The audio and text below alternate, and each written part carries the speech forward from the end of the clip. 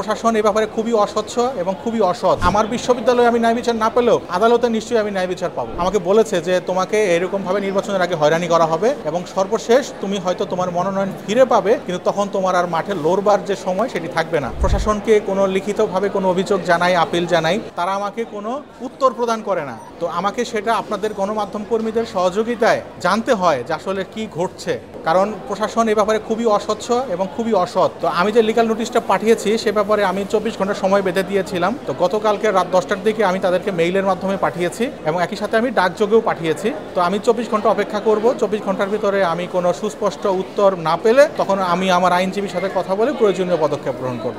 আসলে দেখুন, আমি এখন একজন প্রার্থী হিসাবে আমার কিন্তু এই মুহূর্তে আমার ভোটার ভাই বোনদের কাছে এক ভোটের প্রার্থনা নিয়ে যাওয়ার কথা। তো সেই সময় আসলে আমাকে প্রমাণ করতে হচ্ছে যে আমি কেন নির্বাচন করতে চাচ্ছি এবং কেন উপযুক্ত। তো এই যে আমাকে একটি নতুন লড়াইয়ের মধ্যে ফেলে দেওয়া হয়েছে, এভাবেই কিন্তু একটি বৈষম্য সৃষ্টি করেছে প্রশাসন। তারা এই পদক্ষেপগুলো কিন্তু অনেক আগেই নিতে পারতো, কারণ আমি ধরেন ভর্তি হয়েছি, আমার ভর্তি প্রক্রিয়া অনেকগুলো দপ্তরে সম্পন্ন হয়েছে। তারপর আমার প্রাথমিক ভোটার তালিকার নাম এসেছে, চূড়ান্ত ভোটার তালিকার নাম এসেছে, প্রাথমিক প্রার্থী তালিকার নাম এসেছে, চূড়ান্ত প্রার্থী তালিকার নাম এসেছে। তারপরে শুরু হয়েছে এই নাটক, এবং এটি আমি পূর্ব থেকেই জানতাম। প্রশাসনের একাংশ আমাকে বলেছে যে তোমাকে এরকম ভাবে নির্বাচনের আগে হয়রানি করা হবে এবং সর্বশেষ তুমি হয়তো তোমার মনোনয়ন ফিরে পাবে, কিন্তু তখন তোমার আর মাঠে লড়বার যে সময় সেটি থাকবে না। তো আপনারা নিশ্চিত থাকেন যে এই আইনি লড়াইয়ে অবশ্যই আমি জিতবো, কারণ আমি নিজে জানি কোনো অপরাধ আমি করিনি। যারা আমার বিরুদ্ধে অভিযোগ করেছে তারা কোনো তথ্য প্রমাণ উপস্থাপন করতে পারেনি, আর যদি তারা কোনো ভুল তথ্য প্রমাণ, মিথ্যা তথ্য প্রমাণ উপস্থাপন করে সেটিকেও মিথ্যা প্রমাণ করবার যে সুযোগ, সেটা নিশ্চয়ই বাংলাদেশের আদালত আমাকে,